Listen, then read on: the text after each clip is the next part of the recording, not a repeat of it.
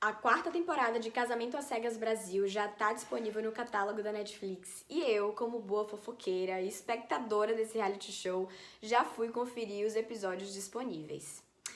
Eu assisti todas as temporadas do Brasil, assisti uma dos Estados Unidos e uma da Suécia. E eu percebo que existe um padrão dentro das relações heterossexuais, independente da cultura, que é sobre os papéis de gênero e o amor romântico idealizado.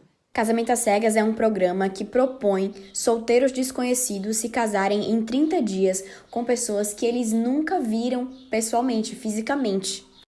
Eu acho a ideia do reality show nobre, principalmente se os participantes estiverem ali com o mesmo propósito. Mas será que o amor é mesmo cego? Será que essa conexão emocional desenvolvida em menos de 30 dias é capaz de sustentar um relacionamento, um casamento? Quem está ali está em busca das mesmas coisas? Será que homens e mulheres se dedicam igualmente aos relacionamentos? Será que casamento é um desejo de ambos? Você aceitaria participar de um programa assim?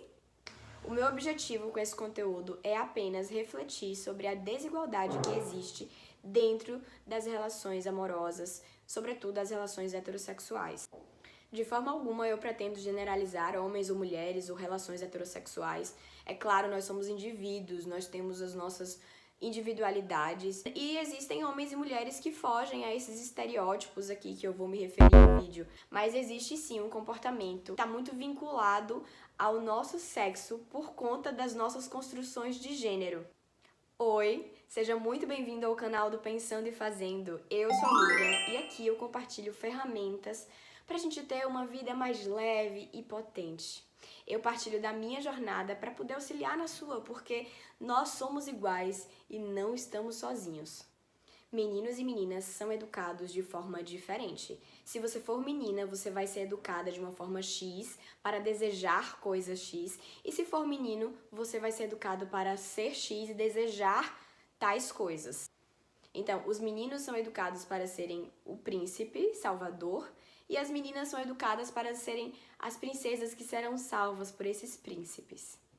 Esperam que as meninas sejam românticas, doces, meigas, sensíveis, femininas, enquanto que se espera que os homens sejam macho, forte, tenham várias mulheres, sejam garanhão, pegue geral, que os homens não chorem e principalmente se os homens demonstrarem qualquer sinal de sensibilidade, logo, ele é uma mulherzinha. A mulher, dentro da cultura machista, é educada para ser escolhida e para desejar um casamento. O casamento para a mulher significa uma vitória, significa a salvação. Para o homem, o casamento significa a derrota. Quem nunca viu aqueles memes horríveis de um cara pedindo socorro no dia de casamento? Ai, é de tão mau gosto, meu Deus. Tão homem. Casamento às Cegas representa perfeitamente toda a nossa cultura heterossexual machista.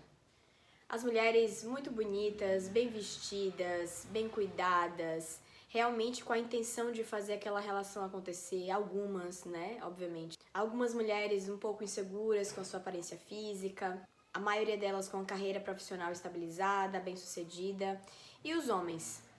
Muitos deles agindo sem nenhuma responsabilidade afetiva, brincando com uma, brincando com outra, mostrando que eles não foram criados para desejar um casamento. Essa narrativa heterossexual é muito disseminada e naturalizada na nossa cultura. A gente vê isso em filmes, novelas, livros, músicas. Prometem isso a homens e mulheres. Prometem mulheres tais quais os filmes adultos e prometem às mulheres homens tais quais os filmes românticos, as comédias românticas. E fala sério, quem não quer viver um amor de cinema? Um outro ponto é sobre a pressão estética. Algumas mulheres se sentem inseguras em relação à sua aparência física, por mais padrão e bonita e impecável que ela esteja. O que não é necessariamente uma preocupação por parte da maioria esmagadora dos homens. A não ser alguns casos de homens negros que se sentem inseguros sem saber se a outra mulher vai gostar deles ou não. E ainda hoje é muito normal a gente ver mulheres tentando se moldar para caber dentro de um ideal, para ser E dentro da pressão estética é muito comum você ver mulheres tentando caber no ideal para ser o objeto de desejo de um homem. O problema é que esse ideal, tanto estético quanto comportamental, foi criado por homens. E essa narrativa claramente os favorece. Eles escolhem a mulher que eles querem, a traição masculina não é tão mal vista quanto a traição feminina. É normal eles não terem responsabilidade afetiva. É muito normal os homens não saberem tarefas básicas domésticas, enquanto espera que as mulheres dominem todas. Muitas vezes eles não têm nenhuma higiene básica, acabam consumindo muitos filmes adultos e isso acaba refletindo nas relações sexuais, no desempenho deles, em como eles nos vê. E ainda assim, eles têm uma mulher maravilhosa disponível na sua geladeira. E eu tenho notado que é muito fácil para um homem solteiro ter várias mulheres incríveis disponíveis e para eles serem muito fácil se relacionar casualmente do que para as mulheres hétero. Quantos casais héteros a gente não conhece formado por um homem mediano e uma mulher incrível? Conheço vários. Outro ponto é a rivalidade feminina. É porque isso está tão presente na nossa cultura que às vezes a gente deixa passar despercebido. A gente percebe mais quando são dois homens brigando por uma mulher. Porque acontece sim em casamentos às cegas esse tipo de conflito de duas pessoas se interessarem por uma e por isso elas acabarem se desentendendo. Mas essa questão da rivalidade feminina é uma coisa muito presente e dá pra ver. E às vezes até um conflito já se resolveu, mas a rivalidade entre as duas mulheres continua. Esses estereótipos, principalmente por serem reforçados a partir do nosso comportamento, gera desigualdade dentro das relações. Para a gente exemplificar, vamos utilizar o casal Daiane e Rodrigo da primeira temporada. Daiane e Rodrigo têm um conflito no quesito organização da casa e tarefas domésticas. Apesar de Rodrigo ser o homem da relação, é ele quem tem mais o hábito de manter as coisas em ordem e limpas, e Daiane se descreve como uma pessoa bagunceira. Isso fica muito nítido quando eles vão ter a convivência antes do casamento. É muito notório no comportamento de Daiane o esforço que ela tem para fazer as tarefas domésticas, para seguir a organização e as regras de Rodrigo, para ser validada, para ser reconhecida. E Rodrigo responde a tudo isso de uma forma fria, distante e desinteressada. Então você vê aí a mulher disposta a ceder, a mudar os seus hábitos, a fazer coisas que ela nunca fez na vida, simplesmente para estar nessa relação. Mas é claro que quando você utiliza muita energia no início de uma coisa, vai ser difícil você conseguir sustentar isso ao longo do tempo. Eu acho que esse é um ajuste que daria para fazer com paciência e tempo. Mas o que aconteceu com o casal Daiane e Rodrigo foi que Rodrigo compartilhou uma informação, uma coisa pessoal de Daiane que trouxe uma certa exposição dela para os amigos dele. Depois o Rodrigo se posicionou, ele se desculpou, ele reconheceu que ele errou. Então eu acredito que tenha sido uma coisa séria porque foi o que de fato culminou no final do relacionamento entre os dois. Um outro exemplo de desigualdade que eu percebo é na relação entre Amanda e Sérgio do Casamento às Cegas Suécia. Enquanto Amanda foi capaz de perdoar até o suposto filho que o futuro marido teria fora do casamento, ele quase desistiu do relacionamento simplesmente porque soube, antes de conhecê-la pessoalmente, que ela tinha escoliose. O padrão que a gente pode perceber dentre todos esses realities é a idealização do homem, a idealização do casamento, o fato da mulher estar muito mais disposta a se doar pela relação, enquanto os homens se comportam praticamente como reis, recebendo tudo nas mãos, sem precisar muito fazer esforço para que aquela relação aconteça, porque a mulher faz muito mais pela relação do que o homem. E o apelo visual, hein? Como é que o apelo visual entra nessa dinâmica? Será que o apelo visual fortalece ou não essa conexão emocional? E falando sobre essa questão do apelo visual, a gente pode pensar também nos aplicativos, porque nos aplicativos a interação começa a partir do apelo visual e aí você vai para a conversa para quem sabe desenvolver uma conexão emocional com alguém ali. Nos aplicativos a dinâmica é a seguinte: Você vai dar alguns matches, não vai conversar com todas as pessoas que você deu match, não vai sair com todas as pessoas que você conversou e provavelmente não vai ter um segundo date com as pessoas que você saiu. Você já esteve em algum aplicativo de date? Me conta aqui a sua experiência porque eu quero muito saber, eu tô curiosa, eu quero saber. Deixa aqui nos comentários. A gente tem aí aquele que tá em busca da mulher perfeita, aquele que sexualiza as mulheres e vê elas apenas como carne, como objeto sexual. Tem também o pegador, que quer pegar todo mundo, o famoso Dom Juan Conquistador, que não quer nada com ninguém, que não é claro sobre suas intenções, que não quer assumir os compromissos, mas vai te dizer aquilo que você quer ouvir pra te manter na geladeira. Tem o casado misterioso. É claro que também tem aquele que tá buscando um relacionamento. Tem o casado não monogâmico e tem também os casais. Eu acho que a ideia do aplicativo de dates é uma boa ideia, mas obviamente depende da intenção e das pessoas que a gente encontra ali. Eu conheço inclusive pessoas que tiveram sucesso nessa empreitada. A questão é que para a maioria das mulheres hétero, essa experiência não é tão agradável assim. A gente vê desde homens que mal sabem conversar, que mal sabem oferecer uma boa companhia, até mesmo golpes financeiros. Claro, isso também pode acontecer com homens, porém, proporcionalmente, as maiores vítimas são as mulheres. Até porque as mulheres oferecem muito mais e recebem muito menos. Nem sempre os homens héteros se cuidam tão quanto as mulheres. Às vezes praticam joguinhos ou love bombing, ou dão um ghost. E às vezes esse boy nem te paga um drink.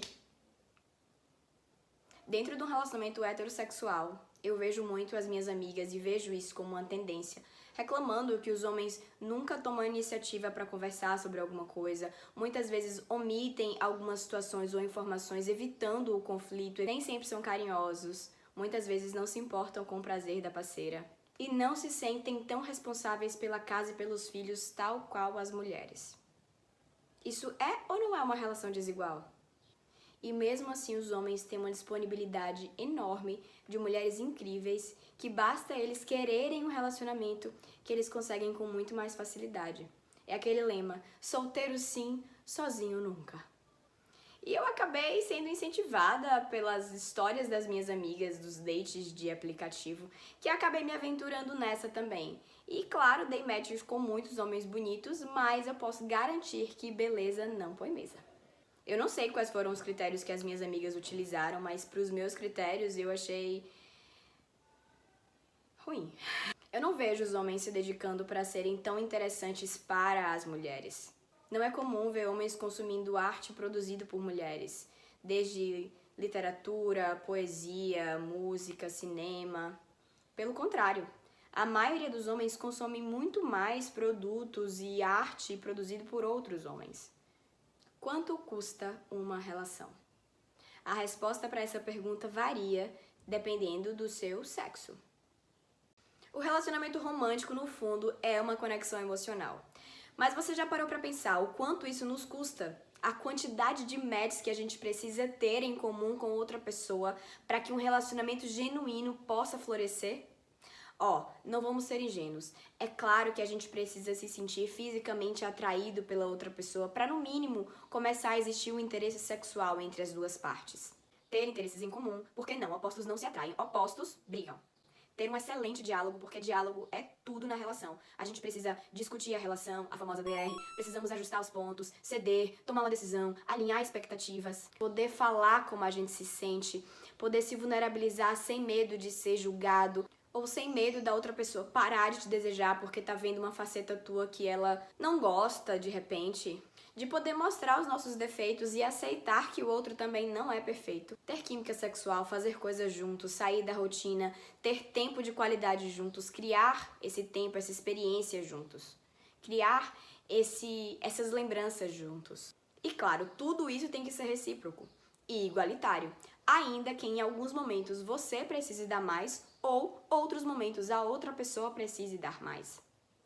E é muito importante a gente aprender a enxergar o outro pelas atitudes muito mais do que pelas palavras, porque palavras o vento leva, mas as atitudes demonstram as verdades escondidas.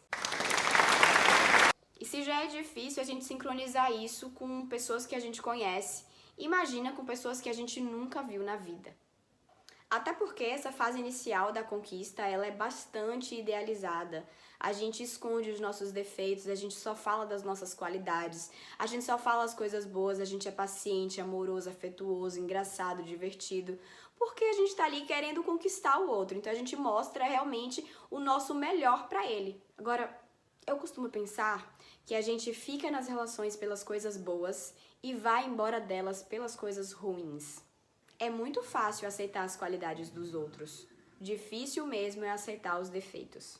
E as razões pelas quais um relacionamento acaba são inúmeras e diferentes. E aí a gente descobre que o amor que a gente sente não é capaz de sustentar sozinho uma relação. Existe a parte do outro que ele precisa fazer. E pode ser que a gente tenha que abrir mão de todo o investimento de tempo, energia e recurso que a gente fez naquela relação. Quando o relacionamento chega ao fim, todas as áreas da nossa vida são afetadas. A gente se sente rejeitado, com baixa autoestima, com baixa autoconfiança. Então a gente precisa pensar bem na quantidade de recursos que a gente precisa investir numa relação e se a gente está disposto a fazer isso, porque se por acaso isso acabar, a gente também tem um preço alto. E mais do que ficar pensando no fim do relacionamento, é saber com quem vale a pena você se relacionar e investir essa quantidade de recursos. E a pergunta bússola para saber se a gente deve ou não insistir ou continuar nessa relação é: eu me sinto mais triste agora dentro do relacionamento do que eu já me senti um dia sozinha, solteira? Eu te garanto que muitas vezes é melhor estar só do que mal acompanhado. E quanto custa uma relação para as mulheres? Eu também cresci no meio machista e eu posso lhe garantir que eu já me submeti a muitas coisas só para estar dentro de uma relação. Eu já tentei ser menos intelectual do que o cara, para o cara parecer mais inteligente, legal e interessante. Eu já tentei me moldar, já tentei me calar, já tentei ser menos eu, já tentei ser menos autônoma, já me apaguei, já me anulei, já tentei ser menos autônoma, já me calei quando eu queria falar. E hoje o lugar que eu venho construindo para mim é um lugar de auto-amor, de autovalorização, de autoaceitação. Agora, um caminho que foi construído com muitos lutos e recomeços. Hoje, eu não abro mão de mim. Isso é inegociável. E quem quiser me amar vai ter que me amar por completo. Eu não sou metade. Quantas mulheres abrem mão dos seus objetivos de vida pelo cara, pelo relacionamento? Quantas mulheres realizam o sonho do cara de ser pai? Quantas mulheres se colocam em relação para salvar o homem? É porque ele pega todo mundo, mas comigo ele vai ser diferente. Não, porque isso aqui é um problema que ele precisa de mim, eu vou dar essa força para ele. Tem mulheres que se submetem a cirurgias dolorosas simplesmente para poder oferecer mais prazer sexual ao cara. Tem mulheres que pegam doenças sexualmente transmissíveis mesmo dentro de um relacionamento monogâmico. Quantas mulheres não estão aí buscando atender o ideal de um homem para ser uma esposa, para ser mãe, para ser dona de casa, para caber no ideal daquele cara? Quantas mulheres não estão aí dispostas a cumprir o ideal que o cara espera delas na cama, na casa, na família? Tudo isso para o cara crescer profissionalmente e muitas vezes deixar essa mulher para trás. Porque eu conheço, infelizmente, muitas histórias de homens que abandonam os seus filhos, que abandonam as suas esposas após um acidente ou uma doença, ou quando a mulher envelhece, ou quando o corpo dessa mulher muda por causa da maternidade, da gravidez. Mulher, eu queria que você lutasse pela sua vida e pelos seus objetivos, assim como você luta por esse relacionamento. Porque os recursos que você utiliza dentro dessa relação são os mesmos recursos que você precisa para focar na sua vida e fazer a sua carreira deslanchar, para investir na sua relação com seus amigos, para investir na sua relação consigo mesmo, na sua casa, familiar, com o seu corpo, no seu bem-estar. Acredite em mim. E a maioria das minhas amigas solteiras concordam que os homens estão ficando para trás. Os homens não estão sabendo fazer o básico das tarefas domésticas, não estão sabendo fazer o básico para construir uma relação com a mulher de respeito, de igual para igual. E muitas mulheres estão entendendo que é muito melhor elas continuarem sozinhas do que se tornarem mães dos seus maridos ou dos seus namorados. A gente entendeu que a gente pode aproveitar a vida tal qual um homem, ainda que a gente corra risco que apenas as mulheres correm. Embora tudo que eu tenha relatado aqui seja uma verdade, eu não sou heteropessimista. Eu prefiro utilizar o termo cunhado pela pesquisadora Valesca Zanello, heterorrealismo. Eu não acho que todos os homens são iguais, que todos os homens traem, que nenhum homem presta. Eu não acho isso. Pra falar a verdade, eu me sinto até otimista com o futuro das relações. Primeiro porque a gente tem falado muito sobre isso. Segundo porque eu tenho visto alguns homens sensíveis, dispostos a ouvir, a se auto-observar, para se tornar um companheiro melhor para suas parceiras. As mães também têm tido um papel fundamental em educar os seus filhos de uma maneira mais sensível, mais atenta, desconstruindo vários conceitos machistas em relação ao respeito, em relação ao corpo da mulher, à mulher dentro das relações. E eu tenho certeza que cada vez mais as mulheres aceitarão cada vez menos se submeter a relações desiguais só para estar numa relação. Sobretudo com o fortalecimento da amizade entre as mulheres, quando uma levanta a outra, quando uma lembra o valor da outra. E esse amor de amizade também nos fornece uma referência de como a gente quer as nossas relações e de como a gente quer se sentir dentro delas. Para concluir, o amor é cego? Eu acho que o amor universal é sim cego, mas o amor romântico não. A gente precisa desse aspecto visual, da química física, para que a conexão emocional possa ser fortalecida. E pode ser que você nunca tenha visto a pessoa e tenha primeiro tido a conexão emocional e quando você vê pessoalmente rola aquela química, como também pode acontecer de você ver a pessoa numa foto e pessoalmente você não sentir a atração que você achou que iria sentir. E assim, a química sexual é capaz de fortalecer a conexão emocional, mas o contrário, não. O que você acha sobre isso? Me conta aqui nos comentários que eu quero saber. Eu não tenho a pretensão de esgotar o assunto, é só refletir sobre algumas coisas e como isso aparece na nossa vida, utilizando o exemplo do casamento às cegas para a gente poder observar na nossa vida cotidiana e nas nossas relações. E se você gostou, se você achou que isso é interessante, quer compartilhar com outra pessoa, fique à vontade. Não se esquece de se inscrever no canal, ativar as notificações para não perder nada. E a gente se vê semana que vem. Beijo, tchau!